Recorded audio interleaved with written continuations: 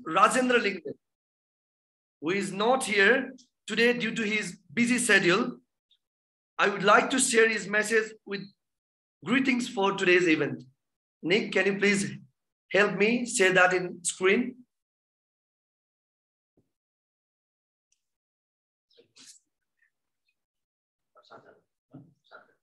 One moment.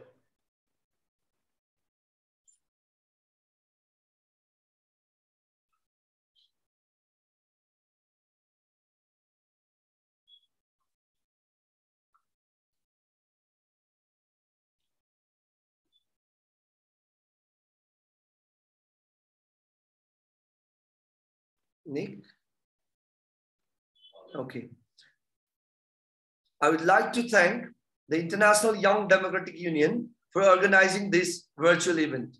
I believe this event will allow us to exchange our common beliefs, share democratic values and understandings, allows to understand more about Nepal and the contemporary issues in the international politics. We keep same commitment to a better world, created through genuine democratic process. I expect such kind of interactive event would continue in coming days as well. Our party look forward to work with the young leaders across the globe. Thank you all. Honorable Rajendra Lingden, Chairman, Rashtriya Prajatantra Party. Well, this is a note shared by our party chairman. Ladies and gentlemen, Dr. Lohani is a most appropriate person to talk on this pertinent topic, contemporary issues in Nepali politics and international relations. We are fortunate enough to have such an experienced and dynamic personality with us here today. Without further delay, humbly I would like to hand over this forum to Dr. Prakash Chandra Lohani.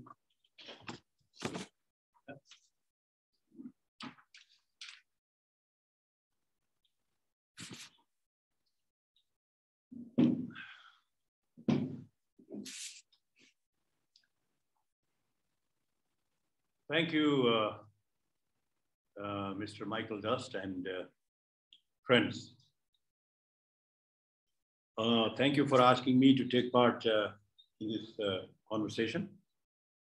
I consider it to be a privilege and an honor. You have given me some guidelines as to how I should proceed. You have given me 6 points, and I will try to follow your guidelines in my presentation. First, I think I'm sure you know that Nepal is a small country, sandwiched between the two great giants of Asia, that is India and China. On our north, we share a 1,400-kilometer border with the Tibetan region of China. And on the south, east, and west, we share over 1,800 kilometers of border with India. So we are literally sandwiched between the two countries. And this impact of geography on our foreign relations was well understood by the founder of Nepal, Prithviraj Saha, about 250 years ago. He was the man who really created this country, founded this country. And when he was struggling to establish Nepal, he had to face both China on the north and East India Company, the colonial company in the south. And Prithviraj then described Nepal's geographic reality as a yam between two stones. Now, this description actually fits our present condition in this 21st century. In this 21st century also, we have China as an emerging superpower in the south and in the north, and then India on the south. And both countries, as you know, have political, economic, security, and even cultural interests in Nepal. I say cultural because most people in Nepal are Hindu and Buddhists. And Buddhism went to Tibet from Nepal when a Nepali princess married a Tibetan king in the past. Now, we came in contact with the Western world through the British. It was remarkable that when Prithviraj Shah was creating Nepal as a nation state, he actually challenged the British. And so we fought a number of wars with the British East India Company. And ultimately, the war ended in a treaty in 1816. That treaty fixed the present border of Nepal while relinquishing the territorial gains that Nepal had made in the course of the struggle. After the treaty, a British resident took his position in Kathmandu, and Britain formally recognized Nepal as a sovereign and an independent nation in 1923. During this course of history, many members of the British royalty visited Nepal, and the primary reason they visited Nepal was for hunting tigers and rhinoceros and other exotic animals. In simple terms, we have Nepal and Britain have remained friends. The colonial power at that time was happy to support the feudal ruling family in Nepal as long as it remained within the broad parameters of the colonial view of the world. China, on the other hand, on the north was a power on decline. Our second contact with the West was the United States. We established our diplomatic relationship with the United States in 1947. And that makes that country one of our oldest friends in the Western world after the British. Now, in the present context, as you know, our international system is dominated by superpowers, great powers, middle powers, tiny powers, and maybe even zero powers. For small states that are not very strong and are in a geopolitical situation like Nepal, foreign policy has to be an instrument of both security and economic prosperity. And actually, Nepal is not all that small. It's a small country. All that small, the population is 30 million. And on this count, there are 140 countries that are smaller than Nepal. But when you are sandwiched between two of the world's largest countries in terms of population, and also that are actually projected to be the new stars of the 21st century, Nepal remains a strong, small country, a yam sandwiched between the two stones. The kind of metaphor that the founder of Nepal had mentioned almost 250 years ago. Given our geopolitical situation, our relationship with India and China are of great importance to us. Then there are our important partners like the United States and the European Union. Relations, as you know, relations between and among nations are generally defined by convergence or divergence of national interest. What is defined as national interest? In fact, you could logically even calculate a new ratio, a convergence, divergence ratio of national interests between any two nations, in fact. Now, a challenge in foreign policy formulation and its execution in Nepal is finding that optimal ratio acceptable to China, India, and the Western world. This is not easy. Our friends in the north and south of our border are powerful nations. Their relationship with each other is cooperative and competitive, and sometimes borders on being adversarial. At present, it is more confrontational than cooperative. Similar is the situation of the Sino-US relationship. For smaller countries like Nepal, finding a proper balance so that we can earn the trust and confidence of all our neighbors and partners remains a vital task in achieving our national interests. It is linked with the prospects of economic development and the nation's security as well as stability. Our record, Nepal's record on this score has been somewhat mixed in the last few years, But politicians in all political parties in Nepal are aware of this challenge. On the other hand, it is unclear how seriously they view this challenge. And now, as for this country, as our country's political situation, we have promulgated 6 different constitutions in the last 70 years. So that means one constitution lasted about 12 years in Nepal. That's their life. Each time people have been promised stability, economic development. But we have to admit that we have seen a lot of political movements in the country. Nepal is politically vibrant, the movements are always going on. And the political movement, they range from Maoism to People's War, to socialism, to liberal democracy. We have all in Nepal. Our latest constitution is the 6th in the last 70 years. And our leaders, they have, those who are in power now, they have declared it as the best constitution in the world. Now, I don't know if there is something you can define as the best constitution, but that's what we have said anyway. The list of fundamental rights alone in our constitution exceeds 50 in number. Similarly, checks and balances have been incorporated in the constitution to make sure that the rulers do not abuse their authority. In order to make sure that political stability is assured, no confidence motion against the government cannot be entertained for at least 2 years once a government comes into power. So it's all pretty and modern.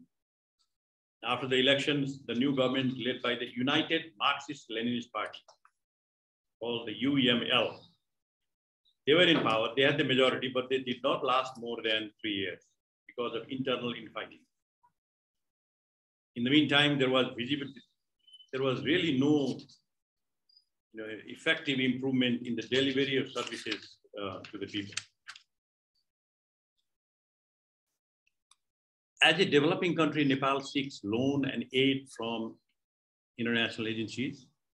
But the irony is that the government cannot spend more than 60 to 70% of its capital budget.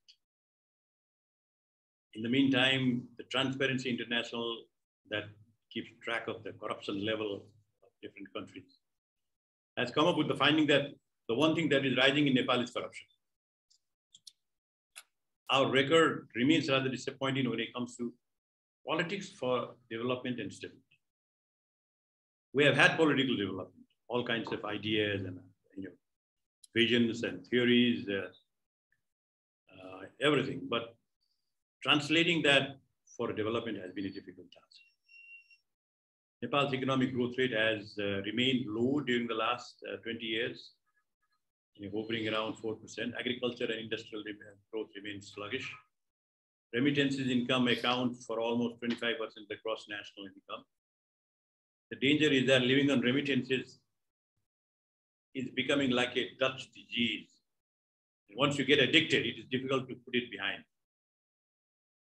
Trade deficit is assuming alarming proportion, but it helps the ruling elite postpone difficult economic decisions that promote economic efficiency in the use of resources and strengthen the competitive capability of the economy. The political elite, it's not a pretty thing to say, but the political elite so far has simply failed to maintain a balance between short-term political gains and long-term imperatives of promoting economic efficiency and increasing labor productivity. This is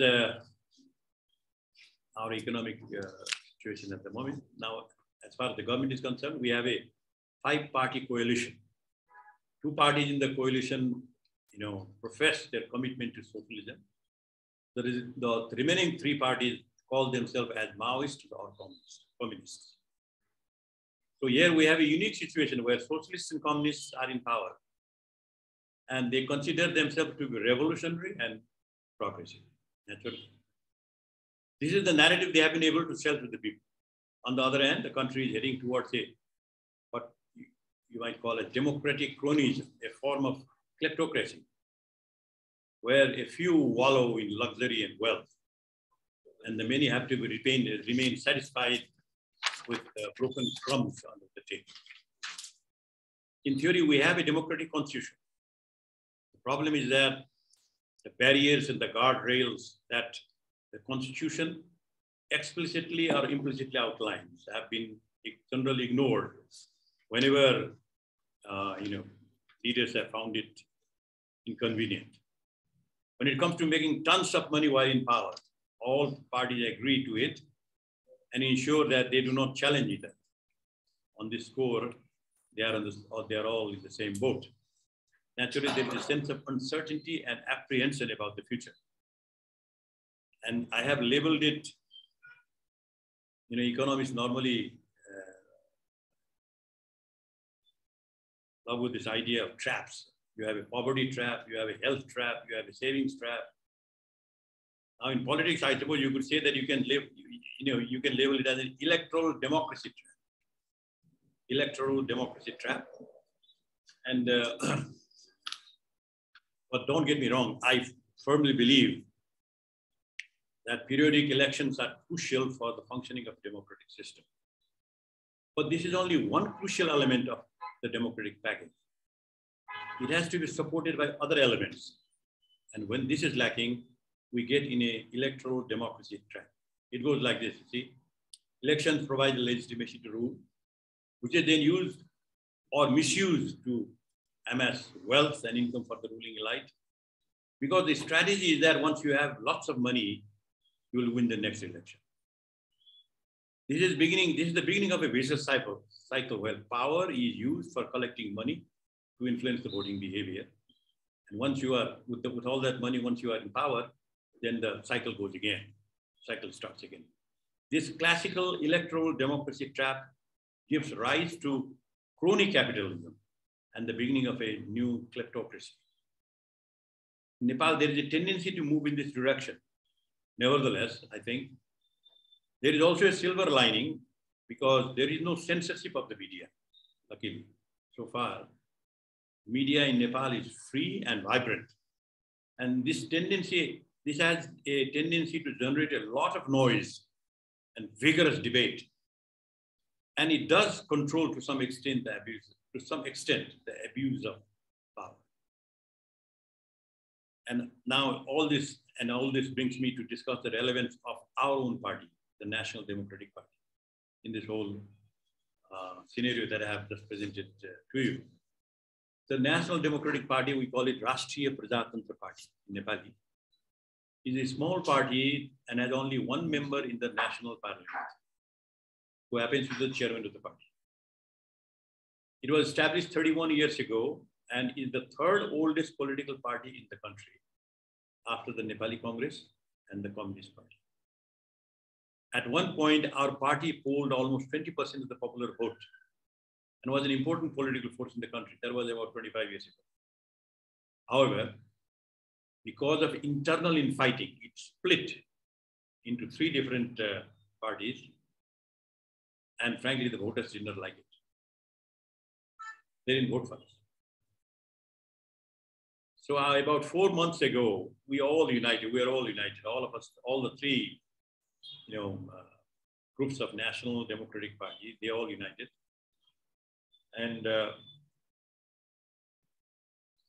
And we decided, the leadership was handed over to a younger group.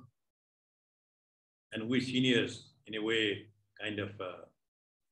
we decided to become seniors and then help them whenever, whatever way we could. Since then, the party has gained momentum beyond our expectations. Mass meetings are being held all over the country. And this it has provided us the political space for constructive political action in the future. The common people are simply fed up with the gap between rhetoric and the delivery of the Nepali Congress and the communists. And they're looking for an alternative. This provides us the political space to move in. And this is what we are aiming at the moment. Now, in your guidelines that you have given to me, you have also asked me to say something about Southeast Asian region or South Asia or Southeast Asian region. And on this, I'll make some simple remarks. I know that I do not have the knowledge or the expertise to dwell on this topic in any depth, but nevertheless, let me, I'll try to make a few simple observations. The world we live in can be classified as different conflict zones. We have conflict zones all over the world. If we consider our international system as a universal set consisting of 200 nations, then South and Southeast Asia are subsets of this universal set. We're a subset. In this setting, the role of US and China becomes important because they are, by their size, by their scale, by their strength, and by their willingness to project militarily in other countries.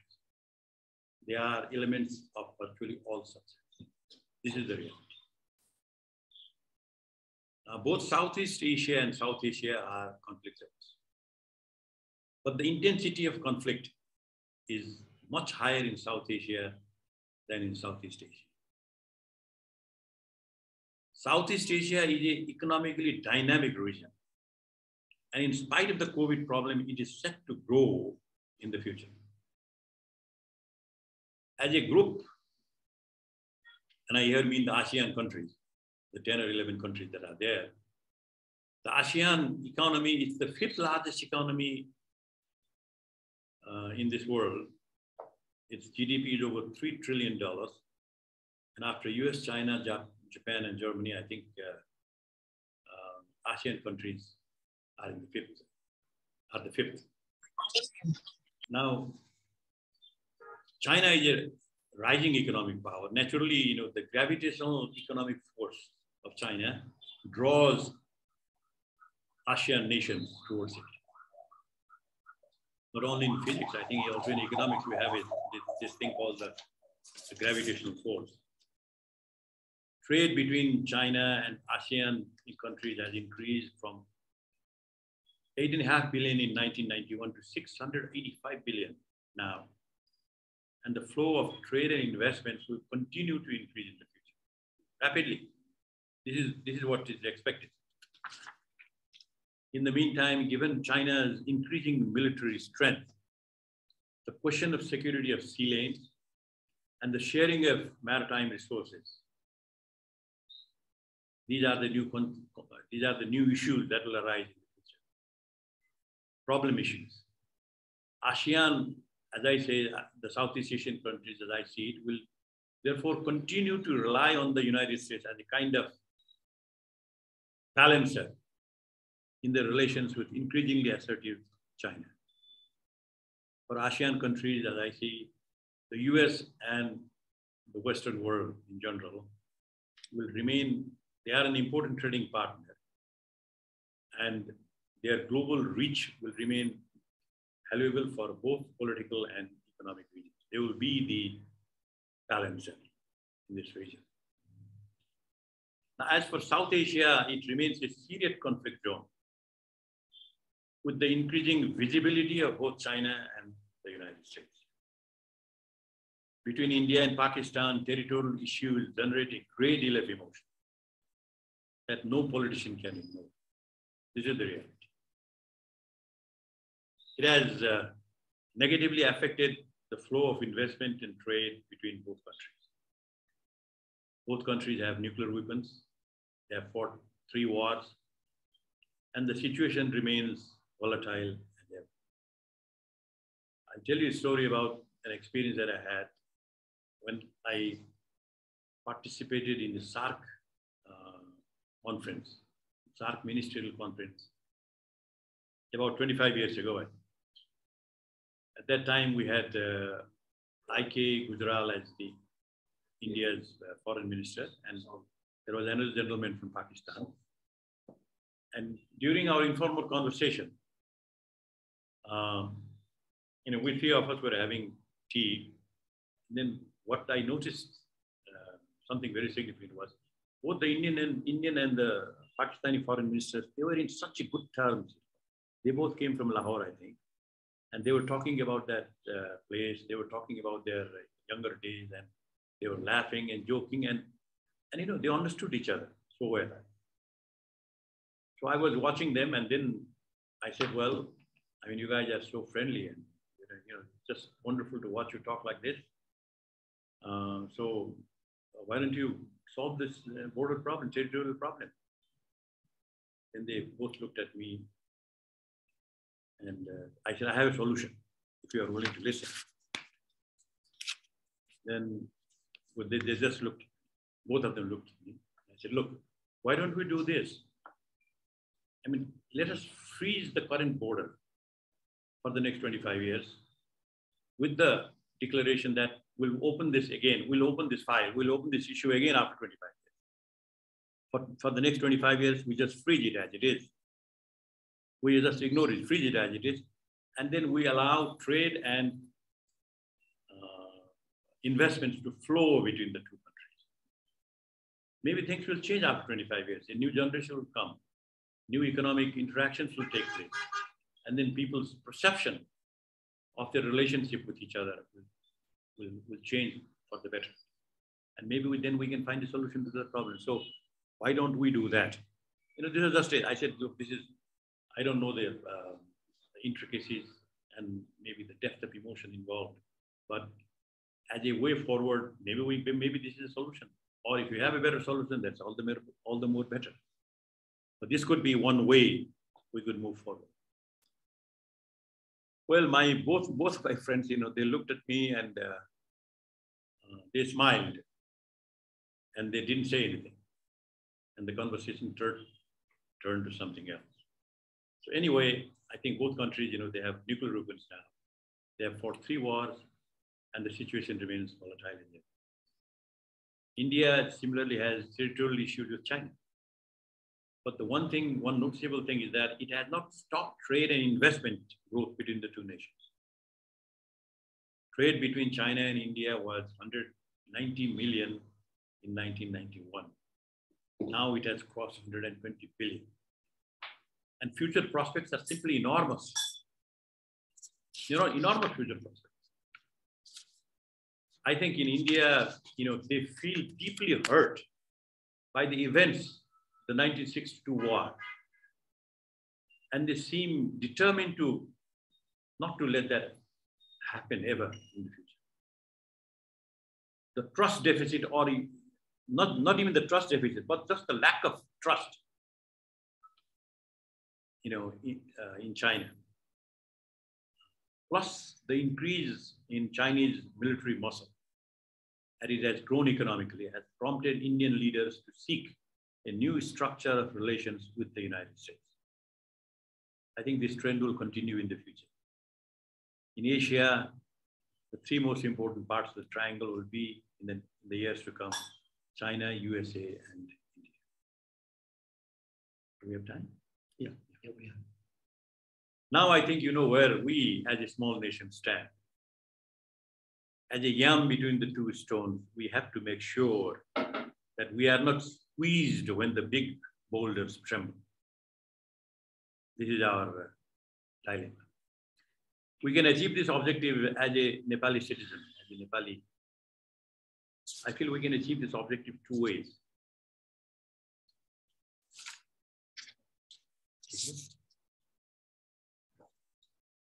Within 4 minutes. Is it? 4 minutes. 4 minutes, okay. I have 4 minutes, I'll finish it. First, the Nepali state has to be strong.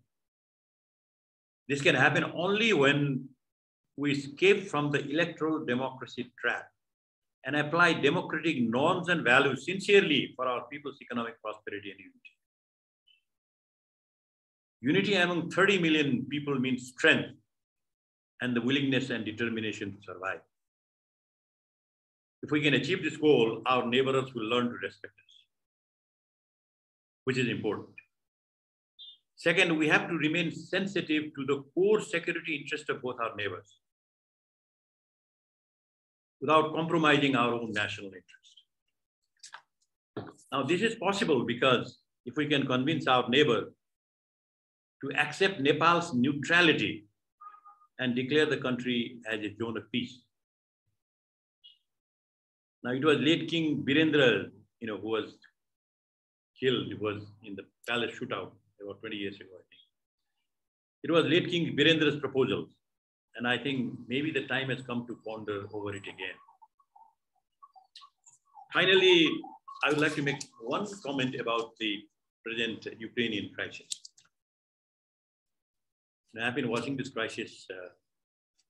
There are, of course, two opinions. One is that the North Atlantic Treaty Organization, NATO, it overstepped its mandate, went beyond Germany, and that created this situation. This is one perception. No matter what, the way, the Ukraine was attacked was truly cynical and unfair. Cynical in the sense, just 2 days before the attack took place, the Russian government and its leaders were saying that we never intend to attack Ukraine. That is impossible. This is a propaganda of the Western world, and we're not going to do it. It's just a military exercise, and that's it. But then after 2 days, a great nation did not live up to its word, and they did attack. That was cynical. If we see this kind of cynicism in international politics by great nations, what kind of rule-based system are we thinking? The second, of course, is the destruction of the whole country. That is, if you don't agree with my perception, if you don't agree with my sense of what is right and what is wrong, then I have the right to attack you and even destroy your country, and maybe establish a puppet government. Is this the kind of system or the structure that we're trying to establish in the 21st century? Will this lead to peace between people and among nations? I think maybe we're in the transition phase now after the Cold War. Maybe the new rules, new norms and behavior between and among nations still have to be written and agreed upon. But I think this invasion has raised a lot of issues that must be thought seriously. Well, thank you very much, and I appreciate your attention. Thank you very much, Dr. Lohani. Thank you so much for your words. It was a very interesting presentation of your country and your region. May I start with one first question? I served in the German embassy in New Delhi, and I've learned during that time a lot about border conflicts in the region there, about Doklam conflict and about border conflicts between China and India, or between Bhutan and China. But I've never heard about any border conflict with Nepal involved. Is my understanding right that Nepal has very stable borders and there are no border conflicts between India, China, and Nepal? And if so, what do you think? What is the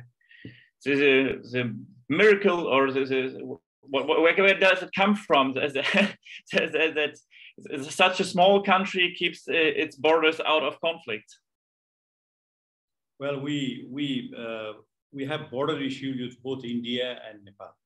We have border issues like, we share 1,800 kilometers of border with India, and in some places there are disagreement as to where exactly is the border. And also with China, in one or two places we have some issues, but they are not serious in the sense that we have agreed to look at the maps, look at the ancient, old documents and maps, and then maybe decide on it. So this process has been going on. In fact, this process has been going on for the last 20 years. but but the issue is not all that serious, and we hope to resolve it through mutual dialogue. And especially, the Chinese foreign minister was here in Nepal 2 days ago, and he has said, well, right, if you think there are border issues, then maybe we should have a joint delegation and see what the issues are and find out how we can solve it. So there is that attitude of solving that encourages solution rather than create problems. And that is primarily because Nepal has maintained very good relations with both China and India. And in the sense that we understand their security concerns.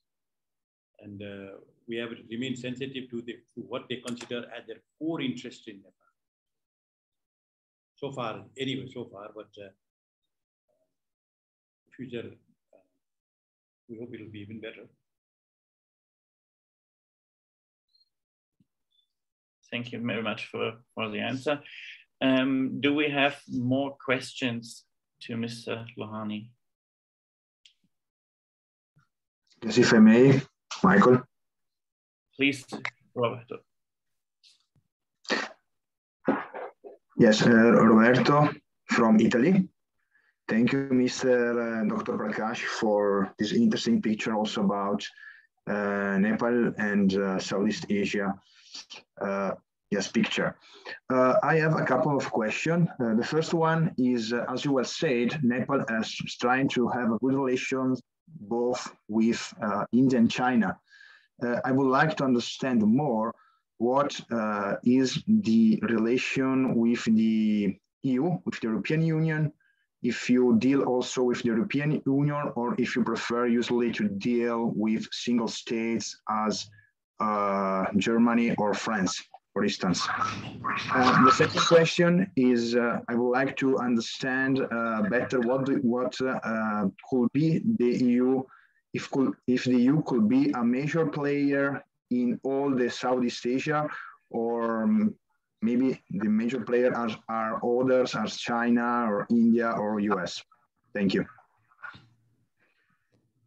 Can you repeat that second question? Yes, what could be the role of the EU in the Southeast Asia? In the sense that, there is another rumor.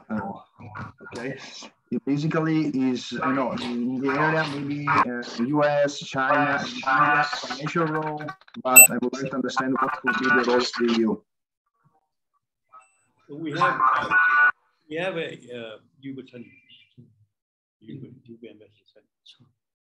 have a we have an ambassador from the European Union in Nepal, but at the same time we also have the French embassy, the German embassy, the Italian embassy. The individual nations also have their own establishment here, and we have very good relations with the European Union. They have been helpful in providing investment funds, advice, and expertise to Nepal. So our relationship as far as the European Union is concerned is very good. That point. And then the second is European countries. कस्तो हुन सक्छ उनीहरुको role नेपालप्रति? Well, the European Union, I think my perception is they should understand our geopolitical situation. Number one, that we are between two boulders. We are a yam between two boulders, and try to encourage us and try to help us to maintain the balance between our neighbors. And I think generally they realize our position. They realize our position, and they have appreciated the thrust of our foreign policy. So so far, I think we have gotten along very well.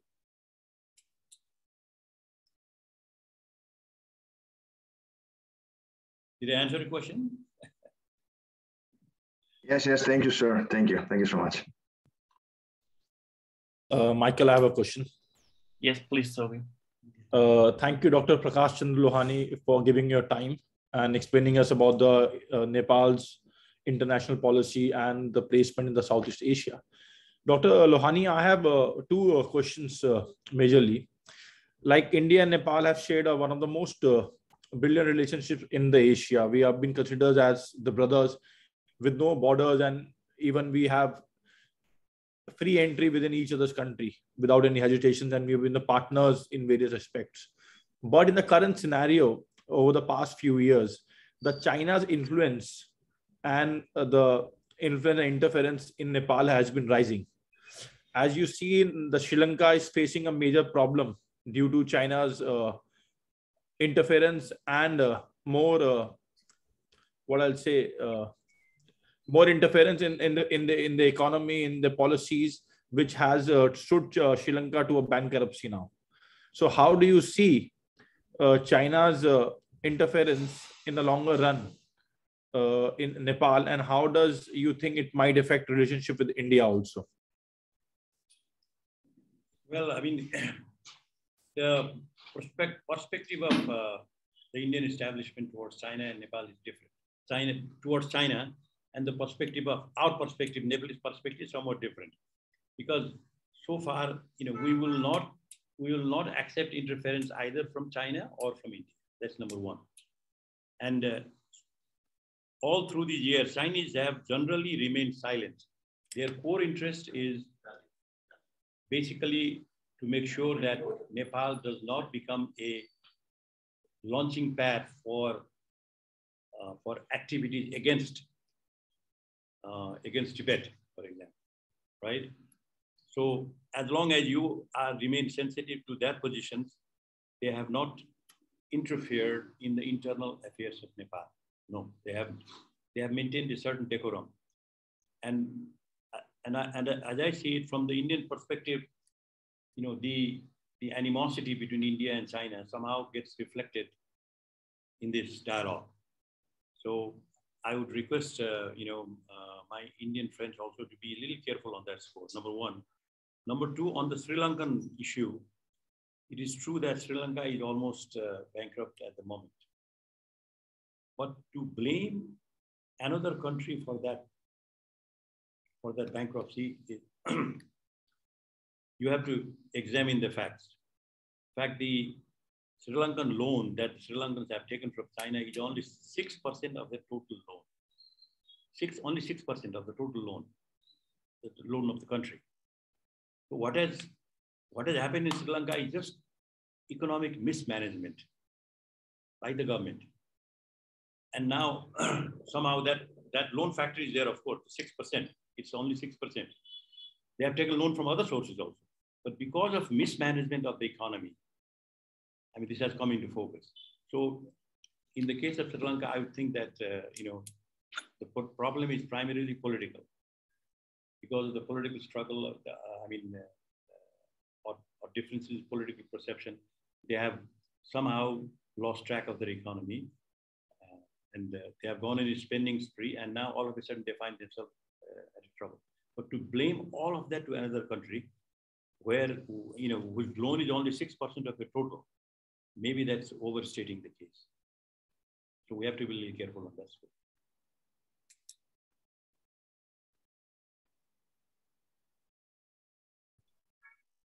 Thank you very much for your answer.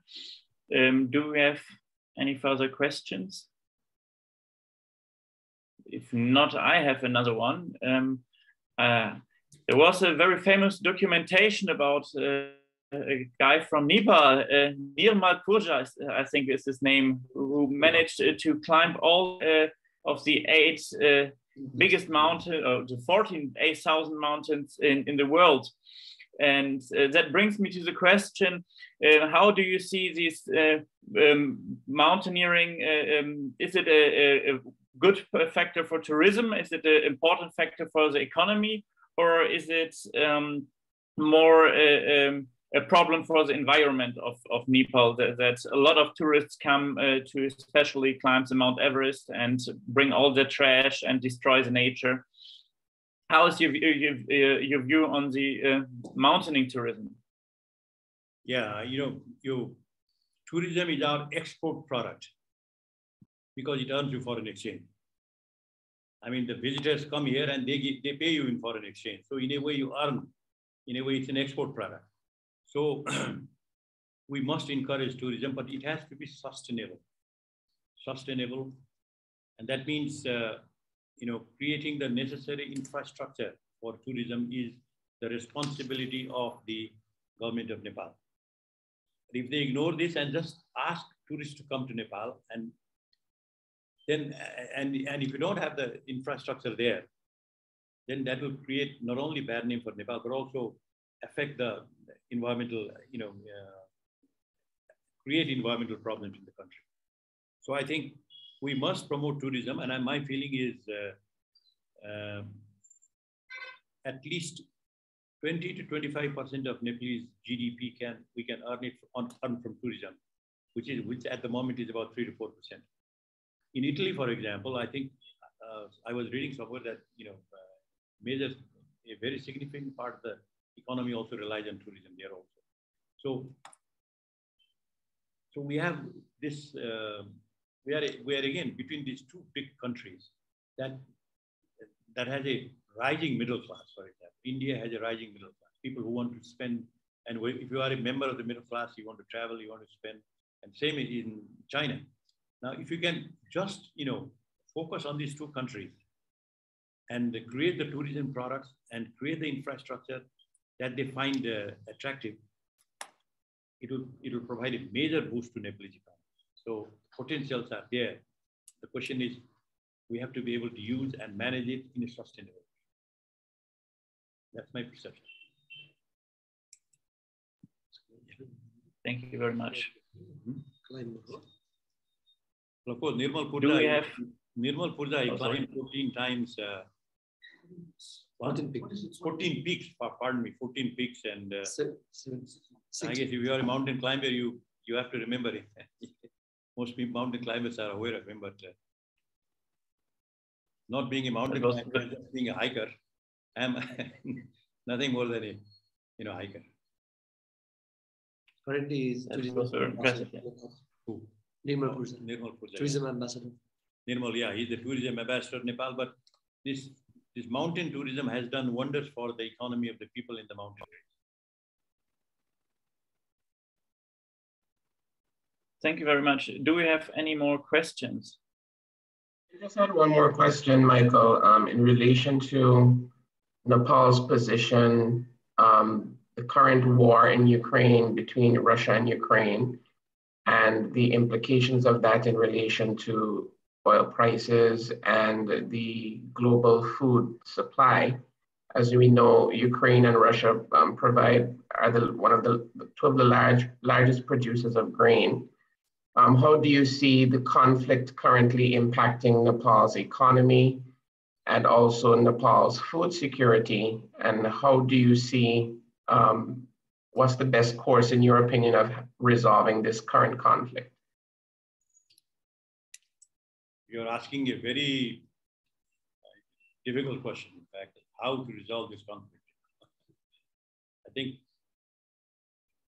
the first thing we have to accept the fact that you cannot just go on invading a country just because you don't like its policies. That should not be the kind of the ground rule of our new international order. There has to be some checks and balances on this kind of behavior. How that is to be done, of course, the countries, the bigger countries, the powerful countries, they will have to sit down and settle the issue, number one. But certain ground rules, certain level understanding has to be there. Even during the Cold War, there were many explicit and implicit norms of interstate behavior. And if you try to ignore those norms, then you had problems. Like in 1962, for example, you had almost a nuclear war because there was willingness on the part of one country to ignore some of the implicit conditions for stability, normative conditions for stability, for example. So this has to be worked out, and I think it will take time. It will take maybe another decade or so. It will take time because these things take time, and because we are in a new transition stage in international relations from the Cold War to a new structure where you have multiple powers like China, India, US, and all other great powers. How do you create a mechanism to mediate when their interests are in conflict? So this has to be worked out. This will need time, and this will need a lot of dialogue and patience.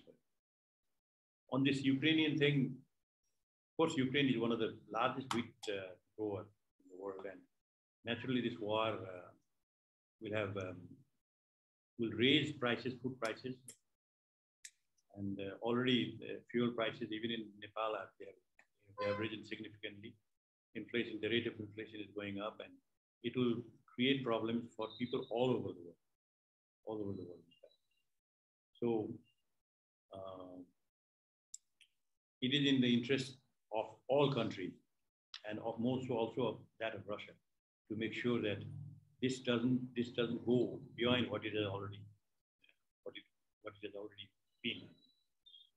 They will have to find some mechanism or some dialogue must be initiated so that a compromise solution emerges that kind of satisfies, that kind of takes care of the ego of the leaders of both nations. That has to be worked out. And I'm sure on the second track diplomacy, these things are being discussed. Okay, thank you. Thank you very much. So if we have more questions, I would start a last round for questions. Do we have any more questions? That's not the case. So if not, we managed to be exactly within the 1 hour time frame we set up. So perfect, right on the minute. Thank you very much, Dr. Lohani. It was very interesting to have you here with us. A great honor. And yeah, thank you again. And I hope to see as many of you as possible within our next events. Of course, Dr. Lohani, you are invited as well to join them. And I wish you all a nice evening, a nice day, and a nice week, and see you soon. Michael? Thank you. Yes, can I 1 minute? Can I take 1 minute? Yes, please. Yeah. Here we have Dr. Geeta Bhakta Joshi. He was former member of National Planning Commission in Government of Nepal. I would like to thank him because he gave us his valuable time. And I would like to thank another young leader of our party, Mr. Riddhi Pradap Changabadur Rada, as well as Mr. Saga Thapa. And I would like to thank all other participants for giving us this opportunity to tell something about Nepal. And I would like to, most importantly, I would like to thank Dr. Prakash Chandra Lohani. He gave us his valuable time, his experience, he shared with us. Thank you so much. Thank you. Thank you, Hikmat. Thank you very much. Have a good day. Good evening, good morning to all. Yes. Bye-bye. Here we'll say Thank you. good afternoon, right? Good afternoon. Bye-bye. Ciao, ciao.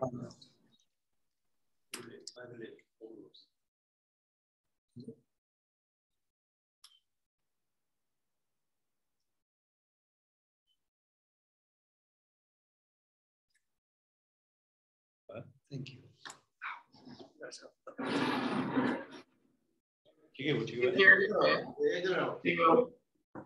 Yeah, Nick? Yeah, I'm going to close out the meeting now. Were you recording? If you're recording, when I close out the meeting, it should give you a copy. Zoom should give you a copy of the recording. Okay, Nick, I'm not hearing you properly. I don't know why I'm not getting good. Sorry, can you hear me now? Yeah, yeah. I was saying, I see that Sagar was recording. Yes, so Sagar is recording, yes. I'm not sure if he was recording to his device. Okay.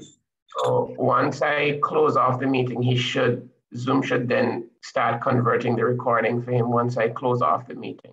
Okay, once you close the meeting, you need to convert the recording. Zoom should convert it on his device. Was he recording to his device or recording to a cloud? Okay, okay. Yeah,